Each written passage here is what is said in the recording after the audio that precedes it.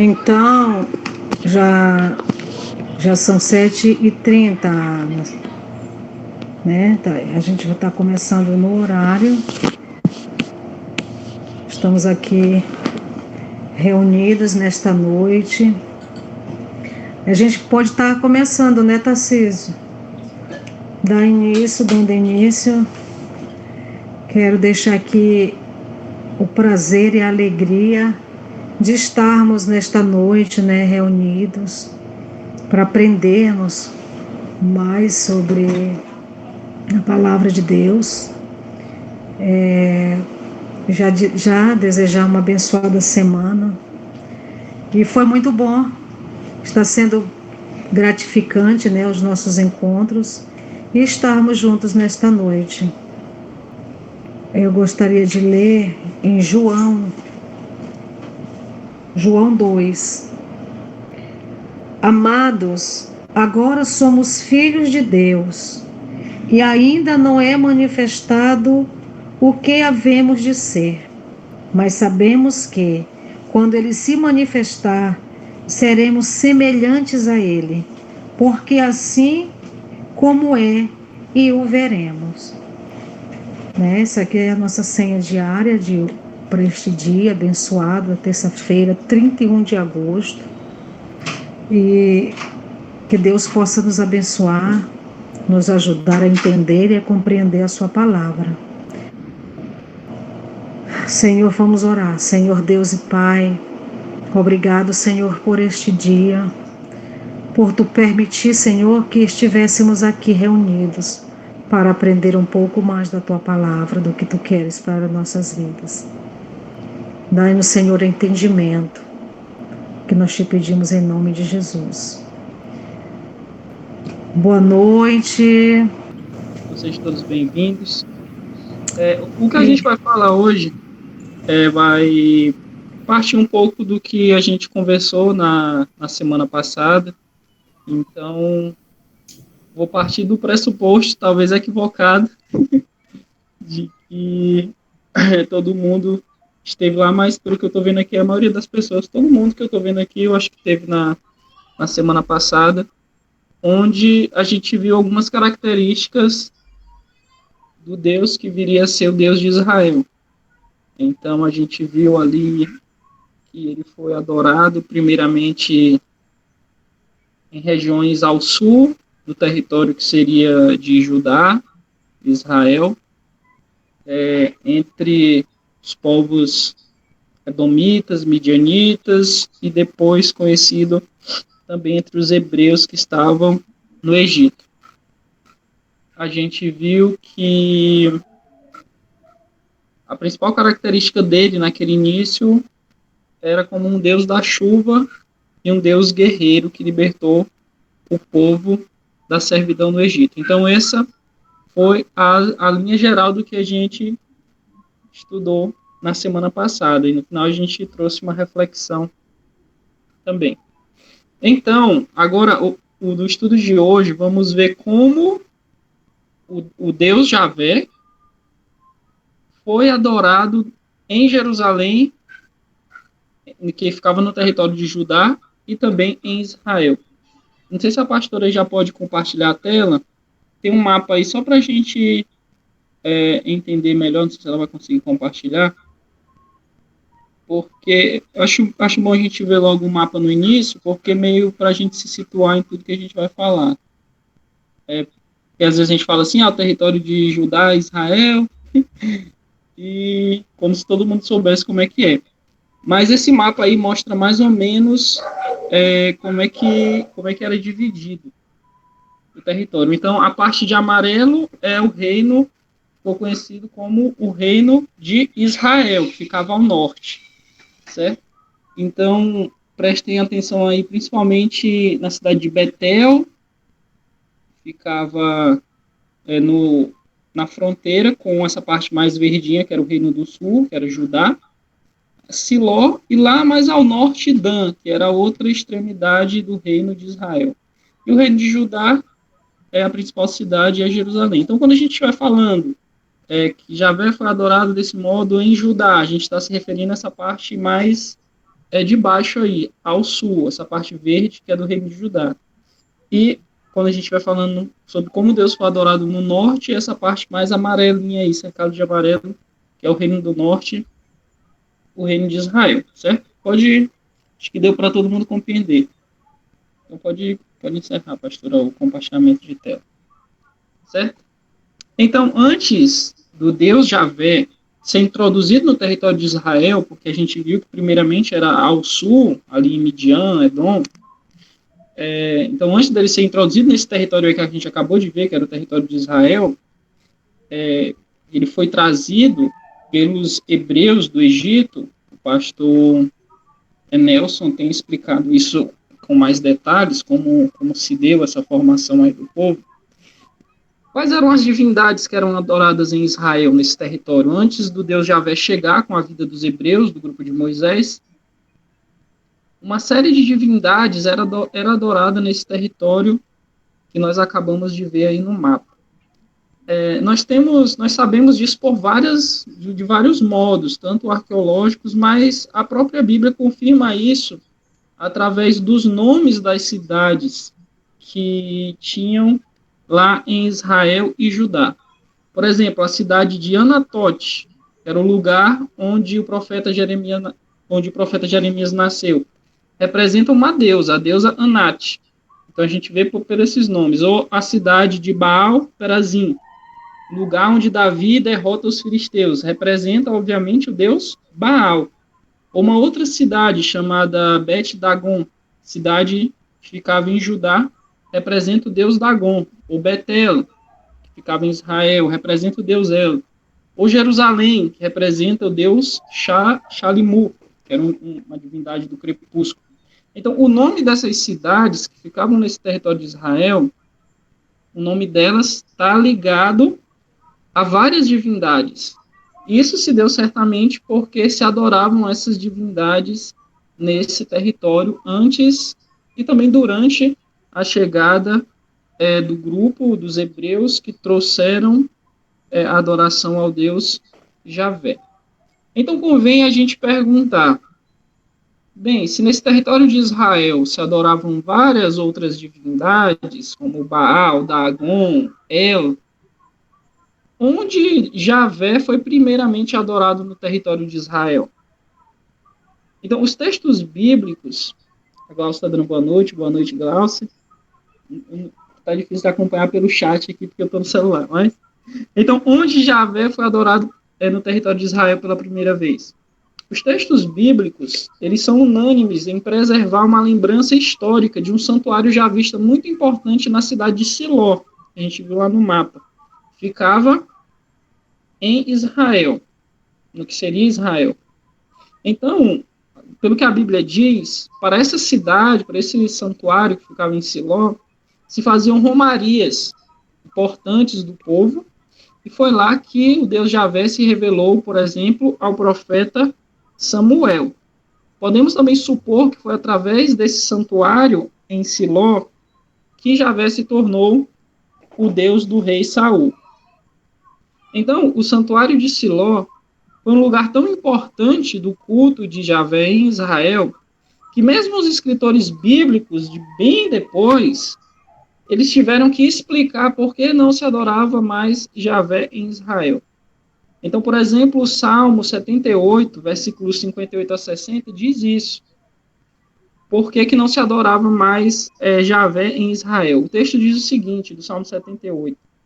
Eles o irritaram com seus altares idólatras. Com seus ídolos lhe provocaram ciúmes. Sabendo o Deus, enfureceu-se e rejeitou totalmente a Israel. Abandonou o tabernáculo de Siló, a tenda onde habitava entre os homens. Então, esse texto aqui tenta explicar por que posteriormente não se adorava mais a Javé em Siló. Outro elemento importante que os textos bíblicos revelam é a ligação entre Siló, esse santuário que ficava em Siló, e a Arca da Aliança. Então, essa Arca da Aliança, na verdade, era uma caixa ou um cofre. E pelo que a Bíblia fala da Arca da Aliança, nós podemos entender ela mais ou menos como um santuário de guerra móvel. quando a Arca da Aliança vai aparecer as primeiras vezes no livro de Samuel, ela sempre está ligada à batalha, à guerra. Então, por exemplo, 1 Samuel, capítulo 4, versículos 2 a 3, diz o seguinte: quando os soldados voltaram ao acampamento, as autoridades de Israel perguntaram: por que Javé deixou que os filisteus nos derrotassem? Vamos a Siló buscar a arca da aliança de Javé, para que ele vá conosco e nos salve das mãos dos nossos inimigos.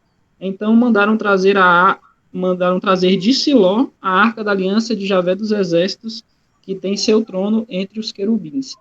Então esse texto e outros mostram como a Arca da Aliança estava ligada ao santuário de Siló e como a Arca da Aliança era entendida nesse caráter militar, como um santuário de guerra móvel, que levaria então a presença de Deus para o meio daquela batalha. Então a Arca da Aliança, ela carregava essa periculosidade, ela trazia um certo perigo, porque representava o Deus Javé, que seria o Deus de Israel. Por exemplo, 1 Samuel 6, versículos 19 a 20, diz o seguinte: Deus, contudo, feriu alguns homens de Bet-Semes, matando 70 deles, por terem olhado para dentro da arca de Javé. O povo chorou por causa da grande matança que Javé fizera, e os homens de Bet-Semes perguntaram: quem pode permanecer na presença de Javé, esse Deus santo? Para quem enviamos a arca para que se afaste de nós? Então veja só, todos esses relatos que a gente encontra no livro de Samuel, eles nos mostram essa característica. O primeiro lugar onde Javé, o Deus Javé, se tornaria o Deus, com Deus maiúsculo, o Deus de Israel, o Deus de Judá, ele foi primeiro adorado nesse santuário em Siló, e também tinha esse objeto, que chamamos de Arca da Aliança, que representava a presença dele. Só para contextualizar para as pessoas que chegaram depois, hoje vamos estudar como o Deus Javé se tornou, ou era adorado em Judá e Israel, como ele se tornou o Deus do território de Judá e de Israel. Já teve estudos aqui explicando como é que se deu essa divisão dos dois reinos. Então, nesse primeiro momento, vimos como ou onde, primeiramente, ele foi adorado. Agora vamos ver como Javé foi adorado no território de Judá e em Jerusalém também.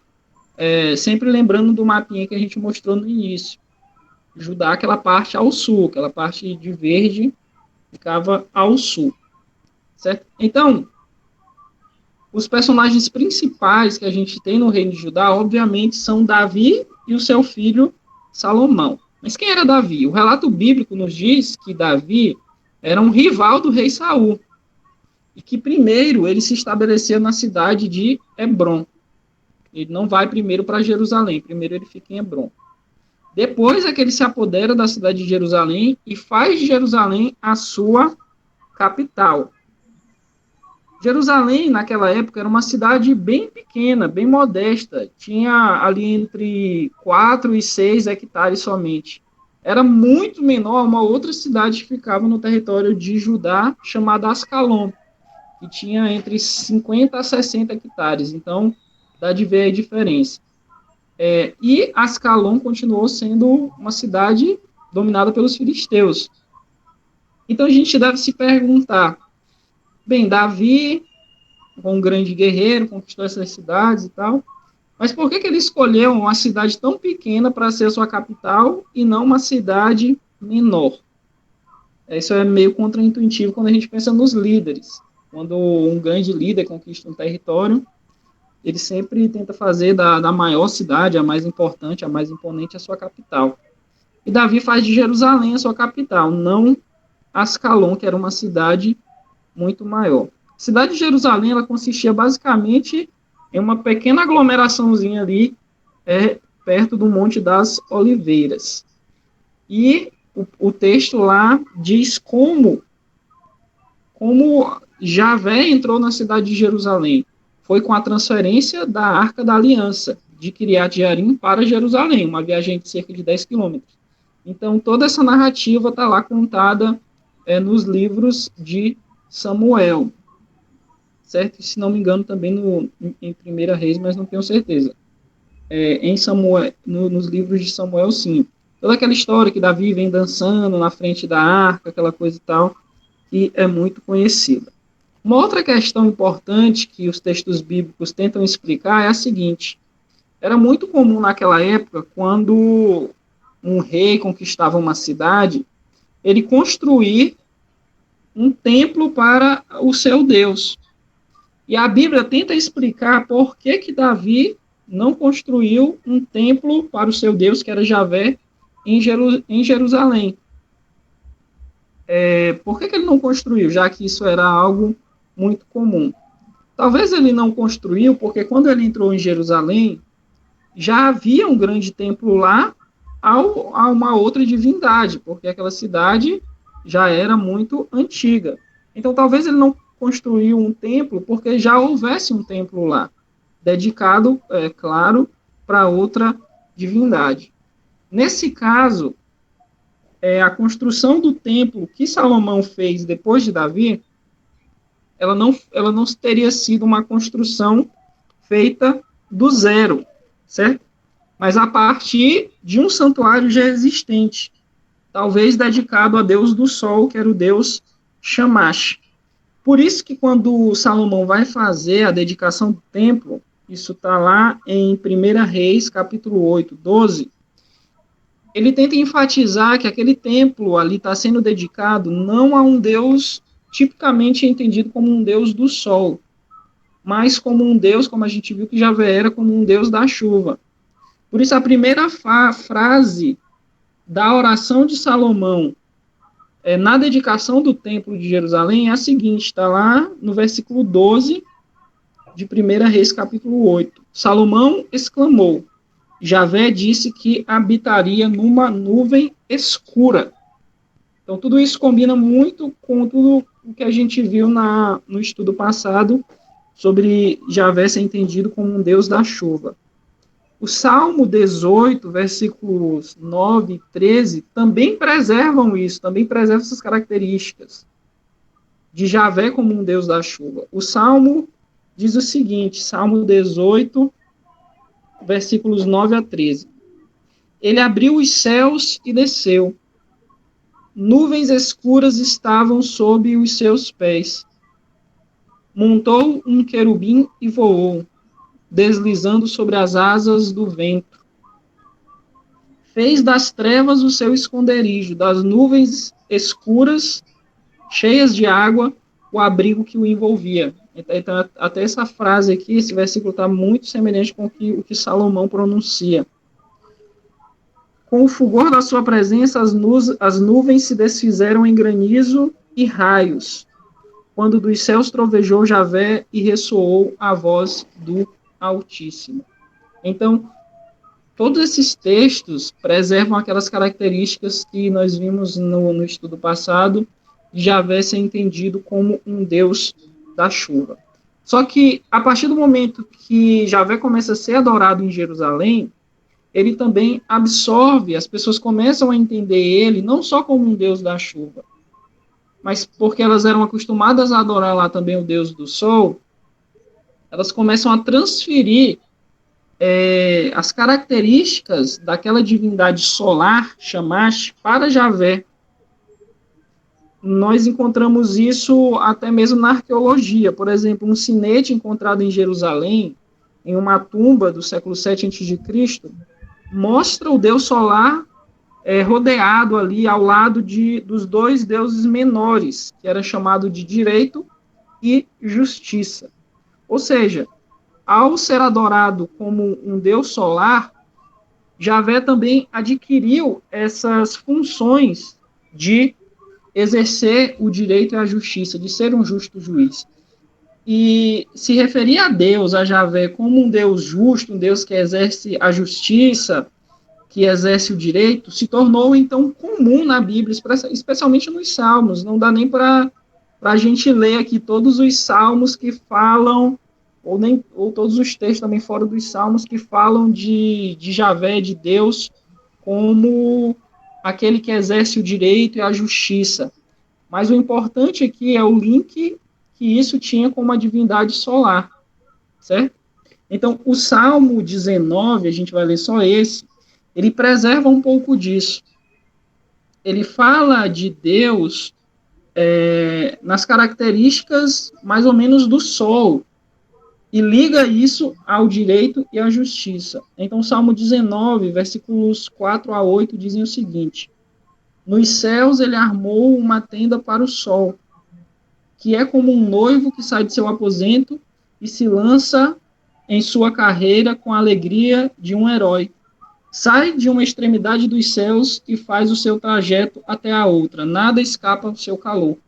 Então veja só que contraste. Naqueles outros textos que nós lemos, Javé sempre é apresentado nas características de um Deus da chuva. Habita numa nuvem escura, quando ele vem chove, troveja, relampeia, ou relampeja, não sei qual é a pronúncia correta, eu acho que são as duas. Mas aqui já é diferente. Aqui ele já está sendo apresentado com as características do sol.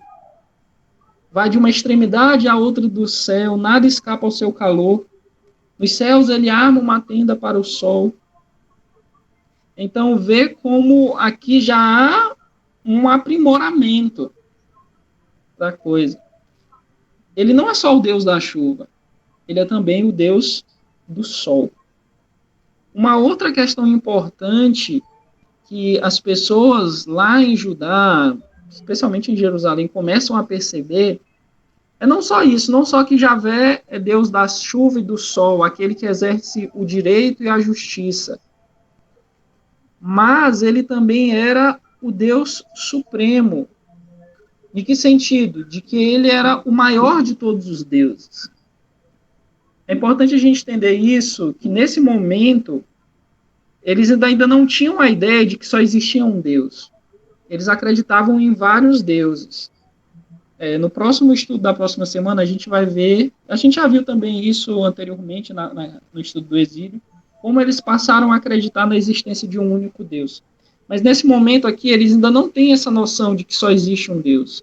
Eles acreditam na existência de vários deuses. Então, é também em Jerusalém e Judá que ele começa a ser entendido como o maior de todos os deuses. Que Javé começa a ser adorado como uma figura real, como um rei, que lembrava o antigo deus El, que era o chefe ali, o pai do panteão cananeu. Certo? Então, vamos ler aqui o Salmo 97, versículos 1 a 5. Esse salmo, ele faz uma conexão entre aquelas características antigas que a gente viu de Deus, de um Deus como Deus da chuva, mas dessas novas características de Deus como um rei. Então diz o seguinte, Salmo 97, versículos 1 a 5. Javé reina. Exulte a terra e alegrem-se as regiões costeiras, distantes. Então, olha só, aqui ele já é apresentado como um rei. E aí vem aquilo que já é característico dele. Nuvens escuras e espessas o cercam. Retidão e justiça são a base do seu trono. Então, vejam só como esse salmo, ele já une todas as características que nós estamos falando aqui de Javé. Um Deus da chuva, um Deus que habita em nuvens escuras e espessas, mas também um Deus da retidão e da justiça, ou seja, um Deus solar. Mas, além disso, ele também é rei. Javé reina. Então, o salmo continua. Fogo vai adiante dele e devora os seus adversários ao seu redor. Seus relâmpagos iluminam o mundo. A terra os vê e estremece. Os montes se derretem como cera diante de Javé, diante do soberano de toda a terra. Então, eu acho isso, gente, assim, algo fascinante, sabe? Porque eu falo isso da minha própria experiência, como cristão, como leitor da Bíblia. Porque geralmente a gente lê esses textos e acha até algo assim inocente, algo que não tem tanto mais a falar para nós hoje. Mas quando a gente percebe essas coisas, de que não é tão simples assim, a gente vê como o pensamento sobre Deus ao longo da história bíblica foi acontecendo. Então, esse salmo, ele mostra a integração desses três aspectos dos quais nós falávamos. Um Deus da chuva, como nós vimos no estudo anterior, mas também um Deus solar, um Deus do sol, um Deus que exerce o direito e a justiça. Mas, além disso, um rei, um Deus que reina. Então, é nesse território de Judá e de Jerusalém que Javé começa a ser a figura proeminente entre todos os deuses na concepção daquele povo. Então, o Salmo 89, versículos 6 a 7, diz algo muito importante. Salmo 89, versículos 6 a 7. Pois quem nos céus, olha só isso, pois quem nos céus é comparável a Javé? Dentre os filhos dos deuses, quem é como Javé? Essa é uma pergunta assim, muito importante. Quem dentre os filhos dos deuses é como Javé? Isso ressalta, confirma aquilo que eu falei anteriormente, que nessa época, eles não tinham o entendimento de que só existia um Deus. Na verdade, eles acreditavam na existência de vários deuses. E aqui ele está comparando Javé com esses deuses. Dentre os filhos dos deuses, as nossas Bíblias, elas meio que suavizam isso e traduzem por seres angelicais ou poderosos. Mas eu acho que uma tradução mais correta seria essa mesmo. Dentre os filhos dos deuses, quem é como Javé? Um Deus tremendo na Assembleia dos Santos, mais temível que todos os que estão ao seu redor. Esse salmo só faz sentido se lido nesse contexto. Mas isso é o Salmo 89, versículos 6 a 7. Mas um salmo ainda mais explícito e mais claro em relação a isso é o Salmo 82, que é um salmo que a gente chama de salmo eloísta.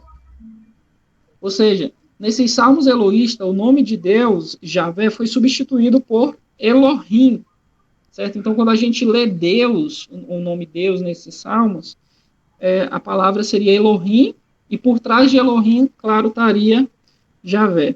Então, olha o que diz o Salmo 82. É Deus, é Elohim, ou é Javé, quem preside na Assembleia Divina. Então, está tendo uma Assembleia de Deuses. Mas quem preside essa Assembleia de Deuses é Javé.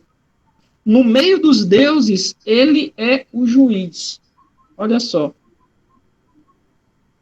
Então, isso mostra como o pensamento daquelas pessoas sobre Deus, sobre Javé, foi evoluindo. Aqui, ele já começa a ser o Deus que julga os deuses. E o que ele diz? Até quando vocês vão absolver os culpados e favorecer os ímpios? Garantam justiça para os fracos e para os órfãos. Mantenham os direitos dos necessitados e dos oprimidos.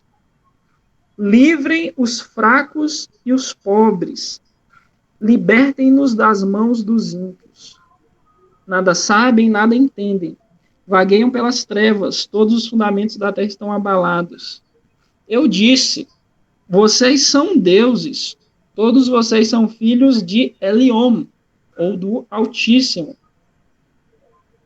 Mas vocês morrerão como simples homens, cairão como qualquer outro governante. Levanta-te, ó Deus, julga a terra, pois todas as nações te pertencem.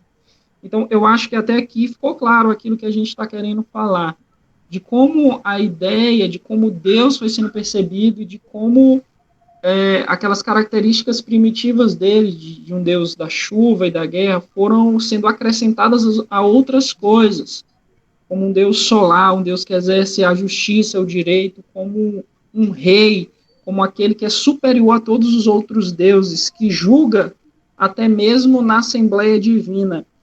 E a mensagem de Javé é clara, é defender os fracos, os órfãos, os pobres, os necessitados, todos aqueles que são oprimidos. Uma última característica que é importante ressaltar sobre Deus, sobre Javé, no território de Judá, é de que muitas vezes ele era adorado juntamente com uma deusa chamada Aserá. Então a gente sabe que o lugar principal de adoração a Javé se tornou o Templo de Jerusalém.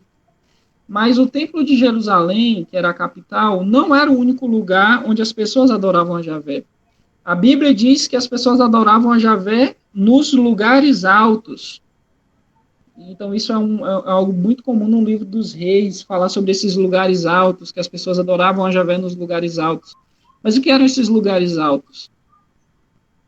Trata-se de santuários locais, que não eram controlados pelo rei, como o Templo de Jerusalém. Eram frequentemente construídos em colinas ou lugares altos, por isso que é chamado de lugares altos. Eram santuários ao ar livre, nos quais se encontravam ali estelas ou postes sagrados, árvores sagradas, que a Bíblia chama de Asherá. Então, o texto de 1 Reis, capítulo 14, versículo 23, diz: porque os de Judá, ou seja, as pessoas de Judá, edificaram altos, estátuas, colunas e postes da deusa Aserá sobre todas as colinas e debaixo de todas as árvores frondosas. Então, a Bíblia deixa claro que Javé era adorado juntamente com Aserá, a deusa Aserá, nesses santuários. Os santuários eram para adoração a Javé, mas ele não era adorado sozinho. Ele era adorado juntamente com a deusa Aserá. Então, por que isso acontecia? Porque provavelmente eles estavam acostumados com essa imagem de muitos deuses e de que, é claro, o deus chefe tinha a sua consorte. Era visto o casal divino. Então, aí era desse modo que as pessoas entendiam naquele momento. Então, esse culto de Javé e Aserá foi influente não só nesses lugares altos, nessas colinas, debaixo das árvores, mas também estava presente no Templo de Jerusalém.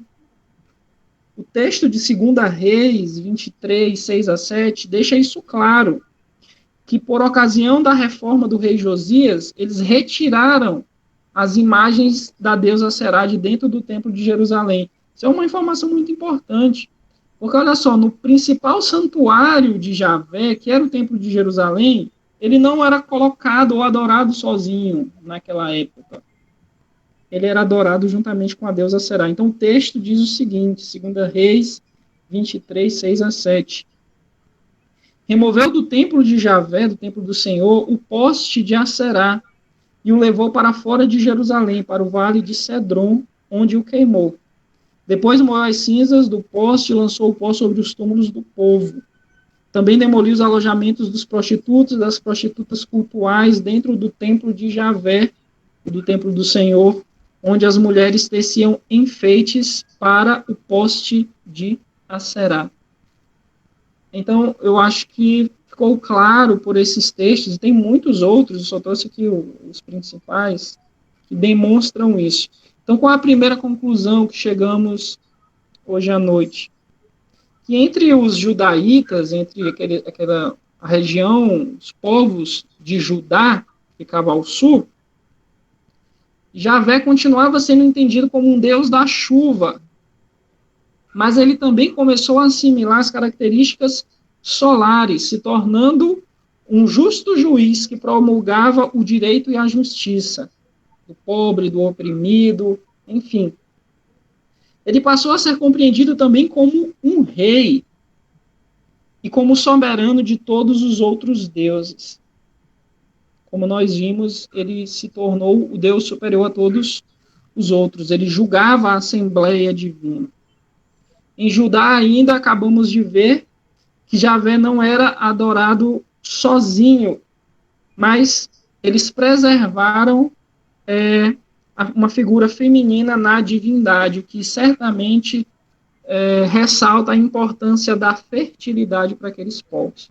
Então, essas são as características, assim, centrais ou essenciais de como Deus Javé, depois se tornaria o único Deus, ele começou a ser adorado no território de Judá, certo? Com essas características. E agora, para a gente encerrar a segunda parte do nosso estudo de hoje, vamos ver como Javé era adorado em Israel. Nós vimos aqui na primeira parte como ele era adorado no sul, no reino de Judá. Mas ao norte, em Israel, há algumas coisas semelhantes, mas há outras também, há outras diferenças importantes que precisamos ressaltar. Então, o maior problema da gente tentar entender como Javé foi adorado no norte em Israel é porque a história do reino de Israel na Bíblia ela é contada de uma perspectiva do povo de Judá, certo? Então aí já há um pré-julgamento. É claro que no plano geopolítico, Israel, o reino de Israel, ele foi maior, mais importante e mais dominante, talvez não mais importante, mas mais dominante no tempo que existiam os dois reinos, Judá e Israel. Israel ao norte era o reino maior, era o reino mais dominante, certo? Só que Judá sempre entendeu que a forma como Israel adorou a Javé era uma forma idolátrica e contra a vontade do próprio Javé. Então, eles não aceitavam a forma como Israel adorava a Javé. Por isso que a gente vê na narrativa bíblica, que foi escrita dessa perspectiva do sul de Judá, é sempre essa condenação à forma como Israel adorava a Javé. Por quê? Porque a principal característica da forma como Israel adorava a Javé é que eles adoravam a Javé em forma de um touro. Isso é, claro, muito estranho, e os próprios redatores bíblicos condenaram isso assim de modo muito grande. Na verdade, esse, segundo a perspectiva dos escritores bíblicos de Judá, foi o pecado capital do Reino do Norte. Eles adoraram o Deus Javé como um touro. Mas uma coisa importante que o Reino do Norte, o Reino de Israel, fez, é sempre importante lembrar que esse reino foi fundado por Jeroboão, naquela época lá do filho do Salomão. O Roboão teve aquela treta, a pastora Francela já explicou como é que se deu a divisão do reino. Então a gente pode pular aqui essa parte, né, uma parte um pouco complexa aí. Quem não assistiu, está disponível lá no YouTube, então você pode procurar lá que tem esse estudo sobre a divisão dos dois reinos. Então, o reino do norte foi fundado por Jeroboão. E na própria fundação do reino do norte, que está relatado lá em 1 Reis, capítulo 12, nós vemos que Jeroboão, que foi o fundador do reino do norte de Israel, ele faz uma conexão entre Javé e o Êxodo. Ou seja, eles entendiam que aquele Deus que eles estavam adorando era o Deus do Êxodo, o Deus que tirou o povo do Egito. Olha o que o texto diz, 1 Reis 12, 28 a 29. Depois de aconselhar-se, o rei, no caso Jeroboão, fez 2 bezerros de ouro e disse ao povo: vocês já subiram muito para Jerusalém. Aqui estão os seus deuses, ó Israel, que tiraram vocês do Egito. Então ele mandou um bezerro para Betel e o outro para Dan. A gente viu no mapa que Betel e Dan são as extremidades do reino do norte. Betel faz a fronteira com o sul, ou seja, com o reino de Judá, e Dan é a última cidadezinha lá ao norte de Israel. Então, eles começaram a adorar Javé em forma de um touro. Não se trata de 2 deuses diferentes, mas de um único Deus. Então, isso é óbvio que foi extremamente mal visto pelos redatores bíblicos. Então, esse texto revela que Javé foi percebido assim no Reino do Norte. E isso se assemelha muito com o que o deus Baal era um pouco mais ao norte de Israel, em Ugarit. Essa identificação de Javé com um touro pode ser vista até mesmo nos oráculos de Balaão no livro de Números. Números capítulo 23, versículo 22, diz o seguinte: Deus os tirou do Egito. As suas forças, ou os seus chifres, geralmente na Bíblia, quando a gente tem, não na Bíblia toda, mas no Antigo Testamento, quando a gente ouve falar de força, geralmente a palavra é chifre. porque eles entendiam o chifre em relação à força. Então, alguém forte era alguém com chifres, certo? Então, diz o seguinte: Deus os tirou do Egito. As suas forças ou os seus chifres são como as de um boi selvagem. Então, veja só, essa era a maneira como Javé era adorado no Reino do Norte. É claro que isso foi muito mal visto pelos redatores bíblicos, e toda essa narrativa foi transferida até mesmo para o Êxodo, porque lá no Êxodo, o pecado capital do povo é fazer a mesma coisa aqui que foi feita pelo reino de Israel. Eles fizeram um bezerro de ouro para adorar. Então veja só, que a primeira identificação de Javé, mesmo no Êxodo, teria sido com um touro. É claro que esse texto foi escrito depois para condenar esse pecado de Israel. Então, a gente já vê aqui que Javé, em Israel, ele era muito próximo, ele era aproximado pelas pessoas com o deus Baal, porque Baal também era adorado como um touro, e adorado também como um deus da tempestade. A gente vê toda a atuação profética dos profetas Elias e Eliseu, que eram do Reino do Norte, que atuaram no Reino do Norte. E, por exemplo, aquele episódio lá do fogo caindo dos céus de Elias, tentam mostrar que Javé seria o verdadeiro Baal, o verdadeiro Senhor, o verdadeiro Deus, que tem o poder para mandar a chuva ou para vir a seca. Então tem um salmo, o Salmo 29, que é um salmo de origem do norte, que ele mostra isso. Então a gente vai ler aqui o Salmo 29, dos versículos 3 a 9. O salmo diz o seguinte: a voz de Javé ressoa sobre as águas, o Deus da glória troveja, Javé troveja sobre as muitas águas. Então, olha só, mais uma vez, aquela questão da tempestade, da chuva, era assim que ele era entendido. Só que aqui, a conexão está sendo feita provavelmente com Baal, porque a gente sabe que no Reino do Norte as coisas eram diferentes. A voz de Javé é poderosa, a voz de Javé é majestosa, a voz de Javé quebra os cedros, Javé despedaça os cedros do Líbano. Ele faz o Líbano saltar como o bezerro, o Sirion como um novilho selvagem. A voz de Javé corta os céus com raios flamejantes. A voz de Javé faz tremer o deserto. Javé faz tremer o deserto de Cádiz. A voz de Javé retorce os carvalhos e despe as florestas. E no seu templo todos clamam glória.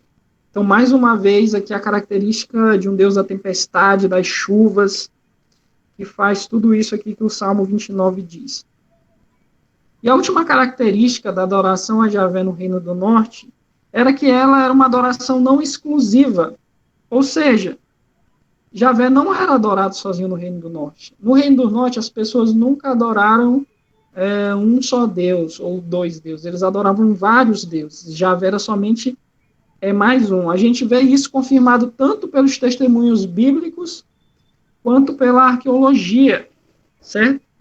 A gente vê, então, a própria Bíblia dizendo, e a arqueologia comprova isso, que em Israel eles adoravam a Javé, mas eles adoravam também a Baal, a El, e a tantos outros deuses. O movimento profético, no entanto, condenava isso, porque a adoração de Javé deveria ser exclusiva. Então, qual é assim, o resumo, a conclusão que chegamos dessa segunda parte da adoração de Javé em Israel? Que em Israel, Javé continuou sendo visto como um Deus das chuvas, das tempestades, mas sua maior particularidade é sua representação como um touro. Ele era adorado em forma de touro, a gente viu isso, está no texto bíblico, e sua também aproximação com outros deuses como Baal e El. Então, recapitulando, nós vimos no primeiro estudo os primeiros povos a perceber esse Deus Javé fora do território de Israel e de Judá, ficava mais ou menos no território de Edom, de Midian, e depois os hebreus o conheceram também em Midian. Ele era adorado como um Deus da chuva. Só que esse Deus Javé foi levado por esses hebreus que saíram do Egito, que o conheceram em Midian, para o território que se tornou o território de Judá e Israel. E lá eles começaram a pensar esse Deus Javé de outras formas. Em Judá, ao sul, além de Deus da chuva, o Deus que exerce o direito, a justiça, o Deus que é superior aos outros deuses e que é adorado ao lado de uma figura feminina. E aqui ao norte, em Israel, ele é identificado como a figura de um touro e adorado com outros deuses como Baal. Mas bem, quais são as reflexões que nós podemos tirar para nós nessa noite sobre toda essa história de como Deus foi adorado em Israel e em Judá? Então, mais uma vez, vemos que ele era adorado como esse Deus das tempestades. E vale ressaltar por causa da situação que aquelas pessoas viviam, certo? Eles dependiam da chuva. Então, é claro que o Deus deles seria identificado como um Deus que traz chuva. Mas, além disso, agora ele era visto como um justo juiz, como aquele que agia, que exercia a justiça e a retidão. Isso é muito importante de nós pensarmos. Porque, para muitas pessoas, eu não sei se vocês já ouviram isso, mas eu já ouvi demais, diz assim, as pessoas dizem assim, Deus é amor, mas ele também é justiça. Vocês já ouviram isso? Alguém aí já ouviu essa expressão? Deus é amor, mas ele também é justiça.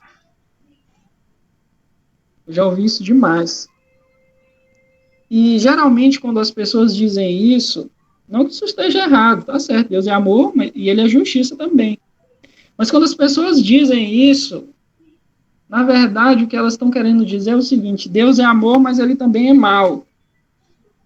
E diz, se tu pisar na bola com ele, ele vai te punir.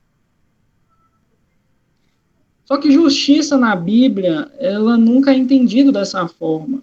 Ou melhor, essa não é a principal característica da justiça de Deus na Bíblia.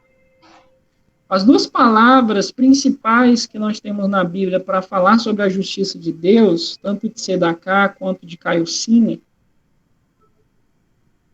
falam de justiça no termo de fidelidade.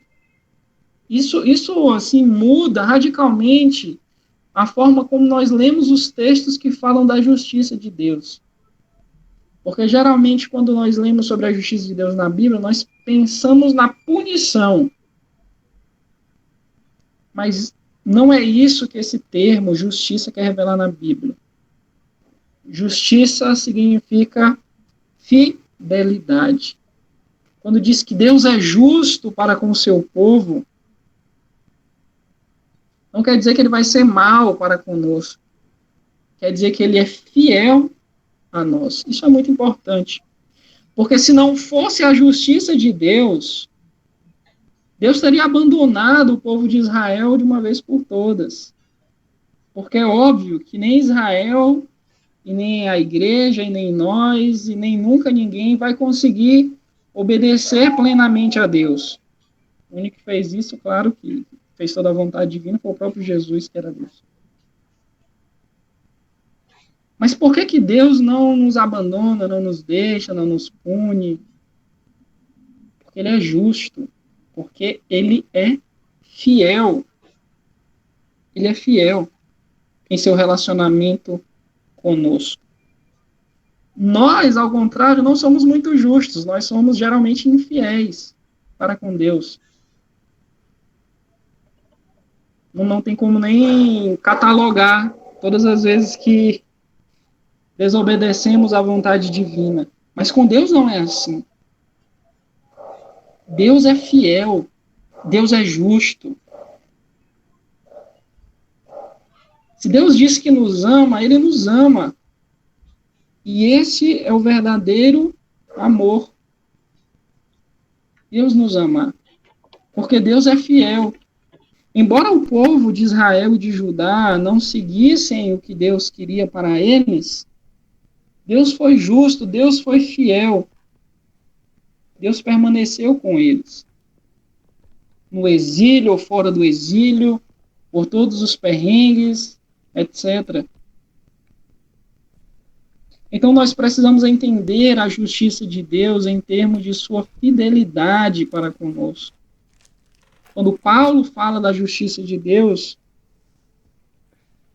ele também está falando de sua fidelidade para com o seu povo. E eu acho que isso assim é motivo de grande alento para nós. Porque se tem uma coisa em que nós somos especialistas é em pecar. Mas se tem uma coisa que Deus é especialista é em ser fiel a nós. Eu acho que foi Lutero que falou alguma coisa mais ou menos parecida com esse. Peque, mas creia que Deus vai te perdoar. Foi algo mais ou menos assim, eu não sei muito bem a frase, mas ele falou algo mais ou menos nesse sentido. Certo? Porque Deus é fiel, Deus é justo. Não é que ele vai mandar um raio como um Deus da chuva, né, como Zeus, para atingir o nosso cucuruto. Deus é fiel. Isso é muito importante, foi muito importante aquelas pessoas de Judá terem percebido isso. Então, quando você estiver lendo a Bíblia de novo e quando aparecer a justiça divina, tente entendê-la no aspecto de sua fidelidade, apesar da infidelidade do povo de Deus, apesar da nossa infidelidade. Então, acho que isso é uma reflexão importante sobre o que nós vimos hoje. Em segundo lugar, em Judá também vimos a representação feminina da divindade personificada na deusa Será. Mais tarde, no livro do profeta Isaías, quando eles já entendiam que só existia um único Deus, o que eles fizeram? Eles transferiram, eles começaram a pensar, não é que existe uma deusa e um Deus, existe um único Deus. Agora, esse Deus, ele não é somente aquela figura masculina, distante, de um velho barbudo, uma barba branca no céu. Esse Deus é pai, mas esse Deus também é mãe. Lembram do que o profeta disse? Mesmo que a tua mãe te esqueça, eu não me esquecerei de ti. Eu acho isso algo muito importante, nós enfatizarmos as características femininas de Deus. Mais uma vez, não é que exista dois deuses, né, como eles acreditavam, um Deus masculino e outro feminino. Existe um único Deus, nós sabemos disso. Mas esse Deus só pode ser representado por uma figura masculina? É claro que não. Eles perceberam isso. Isaías, no Antigo Testamento, foi o que mais percebeu isso. Começa a falar de Deus em características também como uma mãe. E isso ressalta o que a gente falou anteriormente. Porque na nossa experiência, quem é mais fiel a um filho do que uma mãe? O que uma mãe não faria por um filho? Pode ser o filho aí mais, sei lá, aquela pior pessoa que você conhece, ele tem uma mãe, e eu tenho certeza absoluta que aquela mãe ama esse filho de modo incondicional, não importe as besteiras que o filho faz. Deus é assim, Deus é fiel, Deus é mãe. Ele está sempre de braços abertos para nós, como na figura do filho pródigo, a parábola que Jesus conta, o pai recebe. Tem um autor que diz que não é o que é o filho que é pródigo, é o pai que é pródigo. Porque pródigo, um dos significados de pródigo é ter liberalidade. Então não é o filho que é pródigo, é o pai, porque o pai é liberal, ele aceita o filho de volta na maior felicidade do mundo. Deus é assim. Eu acho que essas duas reflexões são muito importantes para nós em cima do que vimos hoje. E por último, e a mais polêmica, a forma como Israel ao norte adorava a Deus como um touro. Ora, nós sabemos que Deus não é um touro, nem tem forma de touro, mas Deus também não é um homem, nem tem forma de homem. A pergunta importante para nós nos fazermos é por que identificaram ele como um touro? Creio que uma das respostas possíveis, e a resposta que eu tento dar, porque o touro certamente era o animal mais forte que eles conheciam. Mais bravo, mais valente, o animal mais forte que eles poderiam conhecer. E aí sim podemos dizer que Deus é forte como um touro. Ou melhor, é mais forte que qualquer touro. É mais forte do que qualquer coisa nessa existência. Em uma de suas revelações no Reino do Norte, aquela que a Clênia colocou aqui, eu tinha outra ideia do pródigo. Então a gente está falando aqui no âmbito do Reino do Norte. Por que eles identificaram Deus com um touro? Porque Deus era forte. Isso, claro que está certo. Mas olha só, Elias, o profeta do Norte, ele viu também Deus se manifestando como um Deus forte, mandou chuva de fogo, fez aquela coisa toda lá. Só que aí depois ele ficou deprimido, foi para aquela caverna, e aí ele teve várias manifestações de coisas fortes, terremoto, não sei o quê, tempestade, raio, trovão, mas em nenhuma dessas coisas fortes, violentas, Deus estava. Deus estava onde? No sussurro, na brisa suave. Então, eu acho que é importante pensarmos nessa característica desse Deus forte que se mostra na fraqueza. Paulo, acho que desenvolve isso muito, muito bem. O Deus forte que é revelado na fraqueza.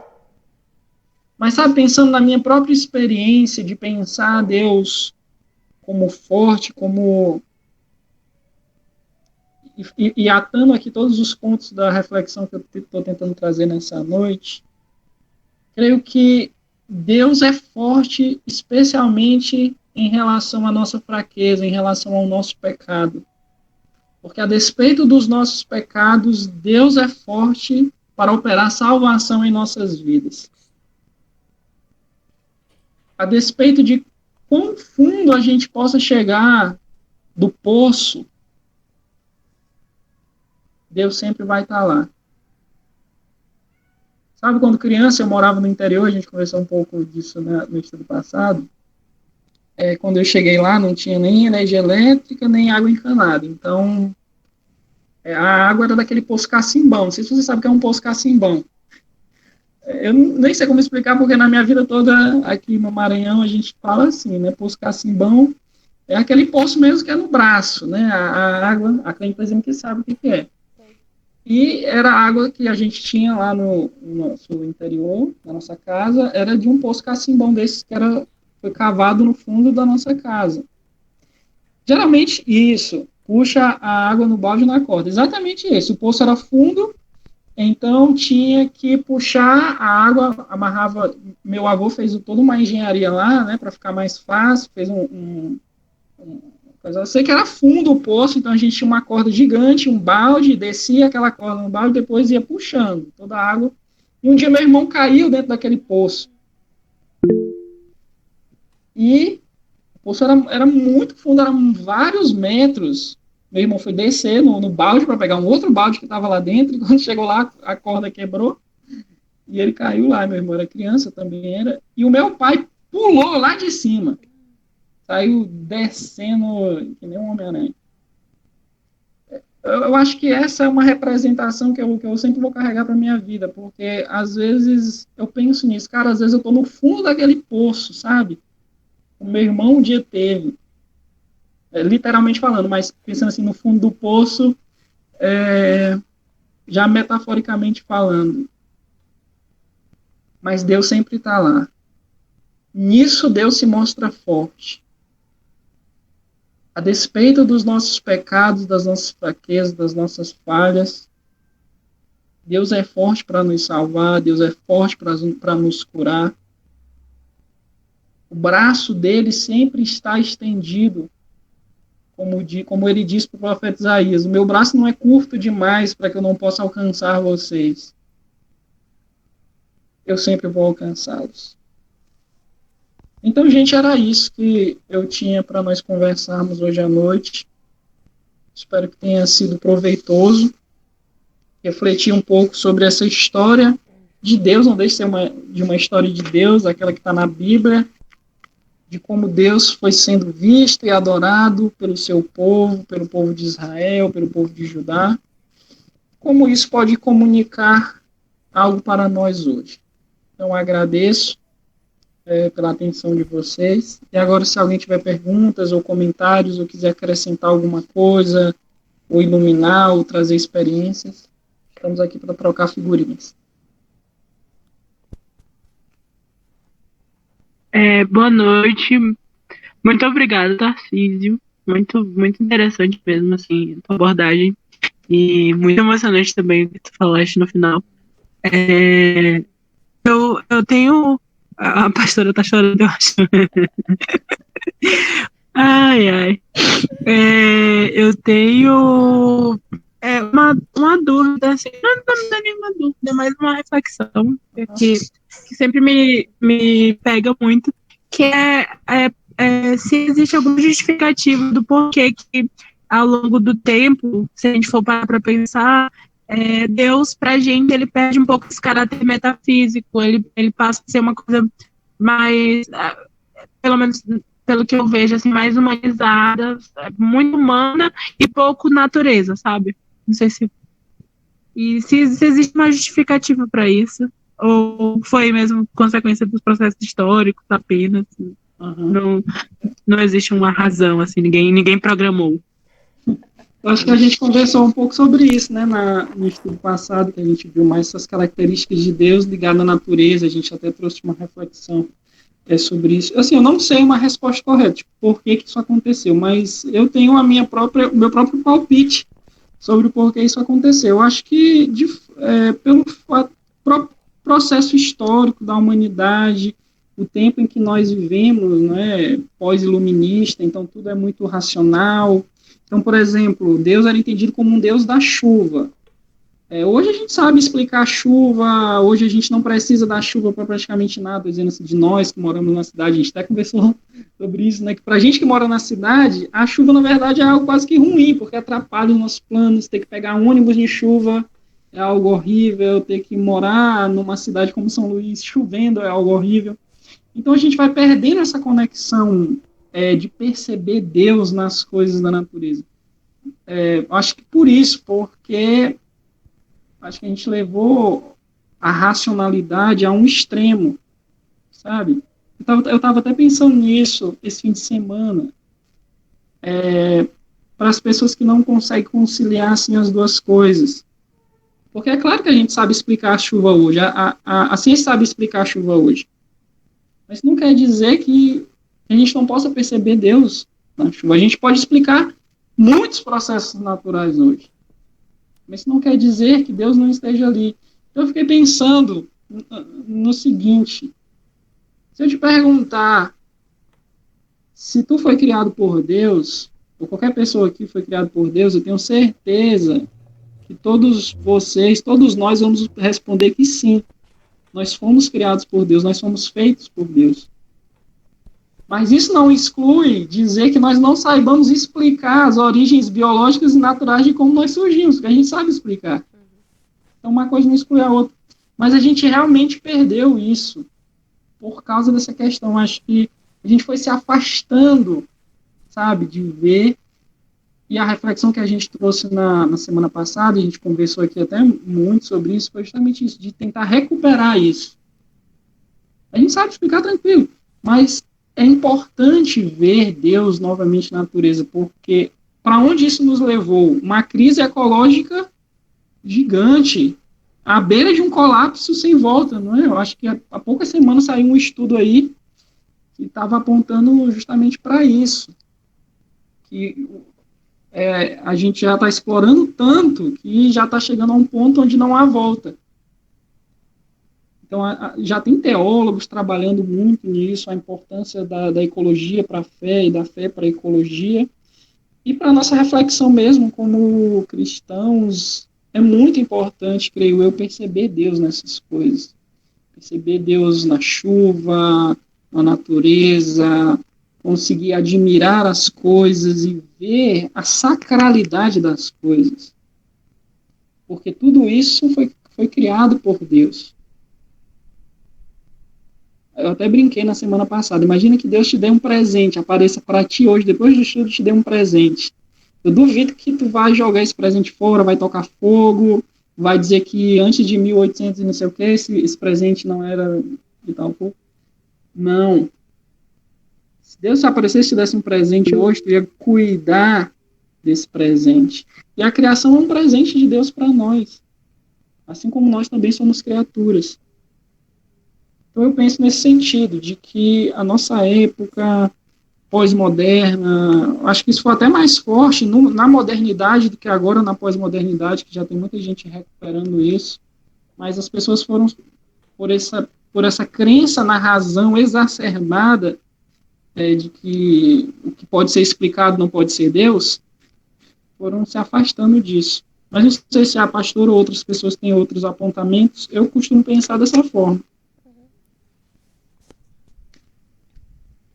Boa noite, gente querida. Obrigada por Tarcísio e Ana Rosa por terem conduzido até agora. Depois eu explico por que eu liguei a câmera tão tarde. Eu acho, assim, também como Tarcísio... Eu concordo com o Tarcísio e essa leitura que eu faço também. Os relatos que a gente tem de Deus foram das experiências vividas e contadas, testemunhadas adiante das pessoas, né? Então, a experiência do povo, desse povo, né, sobre quem Tarcísio relatou hoje, foi da necessidade de ter um Deus forte, um Deus que cuidasse para que houvesse fertilidade do solo, fertilidade das pessoas. Então, foi ali que se encontrou um refúgio, né, para os seus anseios. E ali, Deus, linda essa imagem, Tarcísio. Até ali foram os braços de Deus naquilo que as pessoas mais precisavam, né? Hoje a gente precisa de coisas diferentes. Ainda precisamos de chuvas, ainda precisamos, né, do calor do sol de forma adequada. Mas as nossas necessidades hoje, ainda mais nesse tempo, né, pós-pandemia não, né? Que a gente ainda tá em pandemia. A gente tá com essa coisa de falar pós-pandemia. Nesse tempo de pandemia, né? Nesse ciclo, a gente tem percebido de como a gente está precisando de outras coisas, né? De como outras coisas nos fazem faltas. E eu imagino também que o nosso testemunho de Deus depois desse período vai ser diferente, né? Da comunhão que nós vivemos, da experiência de Deus que nós temos na comunhão e das diferentes formas de comunhão, enfim. Só para corroborar o que Tarcísio falou. Eu acho que estava todo mundo aqui, acho que não tem ninguém muito novo assim nos estudos, né? Só para dizer que quando a gente fala de imagem de Deus, a gente não está falando de quem é Deus, né? A gente está falando daquilo que nos foi testemunhado, né? Não se encerra na totalidade de Deus. Acho que o Tarcísio falou muito bem hoje sobre a forma como um grupo de pessoas entendia Deus, né? E tudo que coube dentro da perspectiva daquele grupo de pessoas naquele momento histórico, e de compreensão antropológica também, né? Só para deixar claro, ninguém aqui está querendo dizer que, que Deus é exclusivamente isso. Não, acho que a senhora até tocou num ponto importante. Tenho certeza que depois dessa pandemia, Deus vai ser ressaltado muito como um médico, como um ar. Deus é o nosso ar, nossa respiração. Deus é o nosso médico. Porque todos nós estamos vivendo, Deus é um abraço. Deus é um Deus que abraça. É um Deus que está presente. É um Deus que está dentro de casa. Eu tenho certeza que todos nós começamos a pensar Deus dessa forma, de acordo com essa experiência que a gente está vivendo. E é isso, como a pastora Francélia falou, não estava querendo dizer que Deus era aquilo, mas que aquelas pessoas estavam entendendo Deus daquele modo. E a Bíblia mostra isso, que elas entendiam Deus daquela forma, mas é claro que Deus não está confinado a isso. Certo? E a gente tem que ter esse entendimento. A gente está falando de tantos e tantos séculos atrás, né? mais de 2000 anos atrás, e muitos séculos atrás, certo? Então é claro que eles tinham um entendimento diferente de Deus. Mas no próximo estudo a gente vai para o Novo Testamento, então tudo já vai, essas coisas de touro, de não sei o que, vai tudo passar, e Jesus vai mostrar que Deus se revela de outro modo. Já posso pegar um gancho aí de uma coisa que você falou antes sobre a questão da justiça, né? E de como se mistura com juízo, de como pai e mãe corrigem crianças, né? Assim, Deus também tem que nos colocar na linha, nos punindo, né? Puxando a orelha, repreendendo, sei lá que palavras a gente pode usar. Eu lembrei de uma expressão que Lutero cunhou, já que você falou dele antes, de Deus ter uma face revelada a nós, mas tem uma face que abscondita, né? Uma face escondida, né? O Deus revelatus e Deus absconditus. E essa face revelada é Jesus, né? Que é justamente a face que Deus escolheu revelar. Ele vinha revelando já, né? Toda a história. Os textos bíblicos que nós temos no Novo Testamento são expressões de Deus se revelando, né? E me chamou a atenção que o Tarcísio falou hoje, eu nunca tinha pensado sobre isso. Primeiro, né, na tempestade e nas chuvas, depois justiça. Claro que foram aliando questões de outros deuses, mas eu também fiquei pensando de como esse povo foi tendo mais tempo para conhecer e para perceber como Deus se revela, né? Então, inicialmente, o que mais se precisava era de chuva, e aí ali se percebia a ação de Deus, né? Mas aos poucos Deus foi se revelando, foi se mostrando, e as pessoas foram ficando mais sensíveis para essa revelação também, né? E percebendo outras faces reveladas de Deus. E aí a gente pergunta, mas aí qual que vale, né? Qual é a face revelada de Deus? Qual é a face que Deus revelou? E qual foi aquela que as pessoas entenderam e talvez entenderam mal e testemunharam e está ali na Bíblia? Tem, né? Aí Deus não viu outro jeito do que se mostrar de forma muito clara e transparente, daí já dando spoiler. Mas quem é crente sabe, né? Também que é Jesus. Por que Deus precisou, vamos pegar uma expressão de internet, né? Teve que desenhar porque o povo não estava conseguindo entender claramente. Até hoje a gente não entende claramente, né? E aí pegando um gancho que o Tarcísio falou antes também, a graça, né? Então a gente a gente sempre de novo peca, a gente sempre de novo se afasta, a gente sempre de novo erra, né?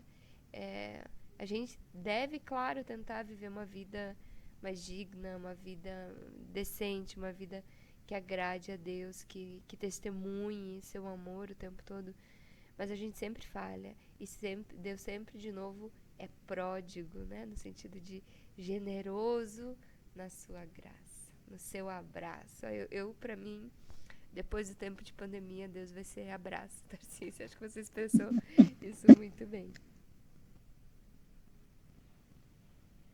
Nossa, eu queria agradecer mesmo e ressaltar, eu acho que a importância, né, disso que a gente está vendo e tentando refletir, certo? E, assim, quando eu estava preparando o terceiro estudo, já para dar um pouquinho de spoiler, é uma sinuca de bico, porque de Jesus tem tanta coisa para falar, que, para parafrasear João, se fosse falar tudo que Jesus tem para falar sobre Jesus, a gente ia ficar e não teria livros no mundo que coubesse. Mas o recorte que eu tentei fazer é mais ou menos esse mesmo recorte que a gente está fazendo aqui. É claro que a Bíblia pode ter várias leituras, a gente está dando uma ênfase aqui em certos aspectos. e no que a gente vai falar é como as pessoas da época de Jesus percebiam Deus e como Deus tratava as pessoas, e a novidade que Jesus vem trazer em relação a isso. A gente vai ver que tinham vários grupos ali, cada um dizendo, não, Deus está do meu lado, Deus está do meu, Deus está do meu. E aí Jesus vem e mostra realmente quem Deus é, a face verdadeira de Deus. Espantando aqui a Marisol. E eu convido vocês para a gente ter um momento de oração. Deus da graça, que bom, Senhor, podermos ouvir do testemunho do Tarcísio de que a tua graça é tão grande que nos alcança, mesmo nós estando muitas vezes no fundo do poço. Às vezes a gente se atrapalha, às vezes a gente perde o equilíbrio, às vezes a gente é empurrado para dentro do poço. E, Senhor, dá-nos sensibilidade para perceber essa tua mão nos puxando para fora. Dá-nos bom ânimo para sair dali e voltar para o convívio das pessoas que nos amam, que nos querem bem. Sê tu conosco, Senhor, quando a gente sentir que está escuro, está estranho demais, quando a gente se sentir sufocada. Sê tu conosco, Senhor, nessa noite. Dá-nos o descanso, especialmente para o Tarcísio, depois de um longo dia, Senhor. Depois desse estudo abençoado que ele conduziu conosco. Dá a ele uma noite de descanso abençoada, tranquila e de recuperação. Derrama tuas bênçãos sobre as nossas casas, de cada pessoa aqui presente. Sê tu conosco nessa noite de hoje.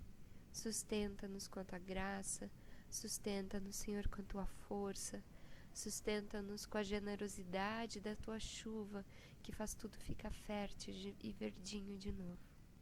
Sê tu conosco, Senhor, por teu Filho amado, nosso Senhor e Salvador nosso. Amém. Muito, muito, muito obrigada, Tarcísio. Foi fantástico, foi fantástico. Gente, o Christoph, meu marido, viajou hoje para a Alemanha, deu uma brecha lá na questão da quarentena, né, para quem vem do Brasil. Então, quem tem a cartelinha de vacina completa, quem já ganhou as 2 doses, pode viajar lá sem ter necessidade de fazer quarentena. Então, ele aproveitou para ir visitar a família, claro, com todos os cuidados, fazendo exames, né? Mas ele aproveitou então para ver o pai dele, que já vai fazer 75 anos, e as irmãs que ele fazia tempo que não via. E aí as meninas estão hoje tendo que dormir comigo hoje, né? Eu levei elas pra cama e elas demoraram para pegar no sono justamente hoje. Eu agoniada, mas eu tava ouvindo tudo e fui muito abençoada com tua palavra de hoje à noite, Tarcísio. Muito obrigada.